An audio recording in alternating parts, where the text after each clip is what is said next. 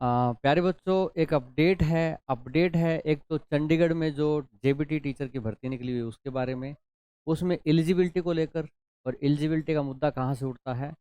Supreme court के दरवाजे से उठता है, वहाँ के दरबार से। जो डिसीजन बीएड को लेकर आया था, उस डिसीजन को लेकर अलग अलग डिपार्टमेंट अपनी अपनी कोशिशों में लगे हुए हैं। जैसे बिहार में बात करें तो बिहार में पटना हाई कोर्ट के बाद अब बिहार शिक्षा विभाग जो है वो चला गया है सुप्रीम कोर्ट के दरवाजे पे कि बीएड वालों को शामिल किया जाए।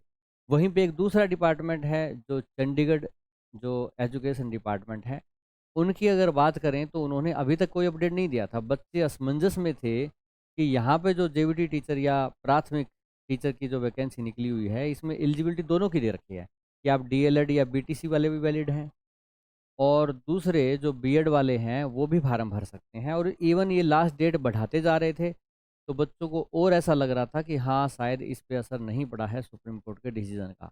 पर आप देखते हैं अब इनका क्या अपडेट है। बेटा देखिए, इन्होंने लास्ट डेट जो थी आपकी बढ़ाई थी 10 अक्टूबर तक, कि 10 अक्टूबर तक आप बच्चे फार्म भर सकते हैं। अभी अभी लास्ट डेट बढ़ाई थी।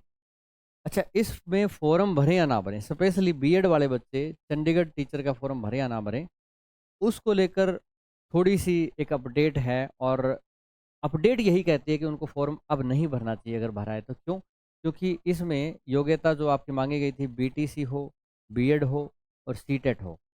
इसमें अब इन्होंने क्या किया है कि बीएड को अयोग्य बोल दिया है, कि सिर्फ़ जो आपके डीएलएड वाले हैं, ठीक है?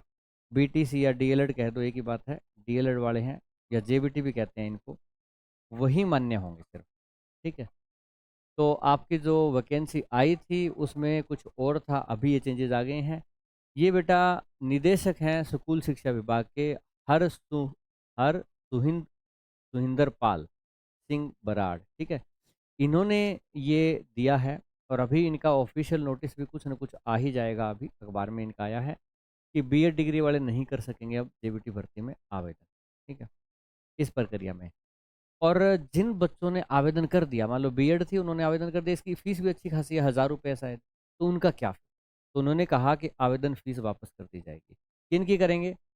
जिन बच्चों ने अप्लाई किया था उसमें बीएड पास थे, और जिनके सीटेट के बोथ पेपर क्वालीफाई थे। ये पता नहीं उन्होंने क्यों डाला है कि सीटेट के बोथ पेपर क्वालीफाई। अरे भाई, बच्चा तो वो भी तो अप्लाई कर सकता है ना जिसका बीएड हो और जिसका पेपर 2 हो, क्योंकि बीएड के लिए पेपर 2 चाहिए। बीएड पेपर 2 वाले ने अगर अप्लाई किया है तो इसका मतलब उसकी फ़ीस तो इस हिसाब से लग रहा है कि वापस नहीं होगी।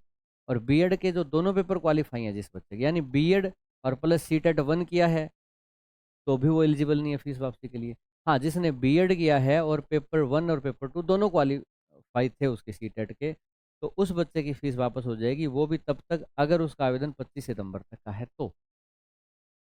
अब 25 सितंबर के बाद में भी आवेदन होते रहे लास्ट डेट बढ़ाने के बाद, उनकी फ़ीस वापस नहीं होगी क्या? क्यों नहीं कर रहे उनकी फ़ीस वापस? ये समझ से बाहर का मुद्दा है। क्या उन्होंने ज़बरदस्ती आवेदन किया है?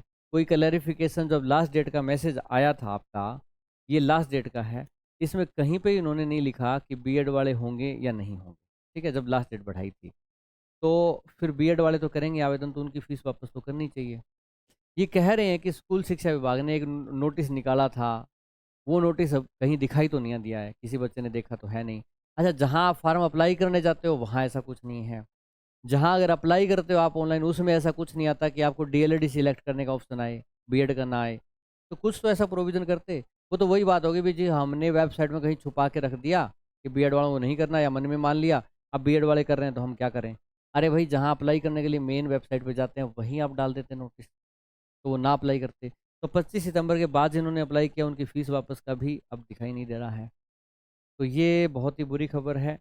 और इसमें आवेदन सिर्फ 20,000 आए हैं, देखो। क्योंकि चंडीगढ़ को लोग सोचते हैं कि ये हमारे स्टेट से बाहर का है, इसमें चंडीगढ़ वाले ही भर सकते हैं।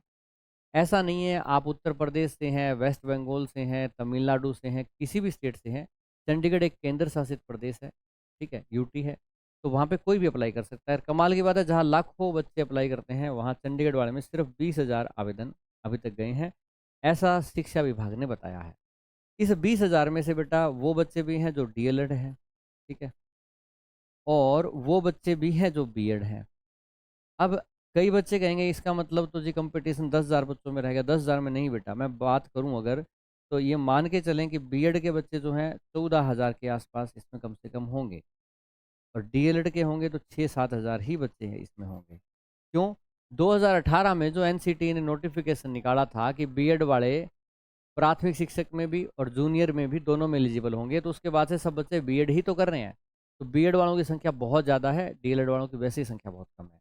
तो बीएड वाले बाहर होंगे ना, 20,000 में से 13-14 बच्चे बाहर हो रहे हैं, 6-7 हज़ार बच्चे ही बच्चे हैं कंपटीशन में। तो बेटा जो डीएलएड वाले बच्चे हैं उनके लिए बहुत एक अच्छा सुनहरा मौका है कि 10 अक्टूबर इसकी लास्ट डेट है। आप इस फॉर्म को भर लें बेटा। इसमें 10,000 बच्चे ही नहीं है कंपटीशन में, 293 पोस्ट के अगेंस्ट 10,000 बच्चे भी नहीं हैं। तो इसको भर लें, तैयारी करें। और तैयारी के लिए बेटा आपको अगर गाइडेंस की ज़रूरत है तो एक चंडीगढ़ शिक्षक भर्ती का एक टीचर बैच है, जिसमें मन्नू मैम, मैं और बाकी टीचर पढ़ा रहे हैं, जिसकी फ़ीस बेटा 500 रुपये है। आप इसमें मॉक टेस्ट, इसमें क्लासेस वगैरह हैं, वो रहेंगी। आप चाहें तो इससे तैयारी कर सकते हैं, ठीक है। आपका पेपर जब होगा उस तक सिलेबस आपका पूरा कंप्लीट करवा दिया जाएगा, आपको मॉक टेस्ट भी करवाए जाएंगे और प्रीवियस पेपर सॉल्व भी कराए जाएंगे, ठीक। तो बेटा अभी के लिए इतना ही। ऐसी न्यूज़ मैं तो सच में कहूँगा दुख भरी है। मैं उम्मीद भी करूँगा कि जो बिहार शिक्षा विभाग गया है सुप्रीम कोर्ट में बीएड को शामिल कराने के लिए, तो मैं गलत नहीं मानता कि इसमें कोई कुछ भी कहे, क्योंकि 2018 के बाद से 2023 तक मतलब सरकार के कहने पे ही उन्होंने बीएड किया। हालाँकि ये अलग मुद्दा है कि बीएड एलिजिबल नहीं है तो कोई बात नहीं, पर 2018 से 23 के बीच में उनको बेवजह करवाई गई बीएड, है ना? उनके पैसे खराब किए गए, तो उनका क्या कसूर है? तो दुःख की बात तो है ही। और बिहार शिक्षा विभाग गया है, कुछ पॉजिटिव न्यूज़ आती है तो कुछ उनका भी फ़ायदा होना चाहिए, ठीक है? तो अभी के लिए इतना ही बेटा, ऑल द बेस्ट।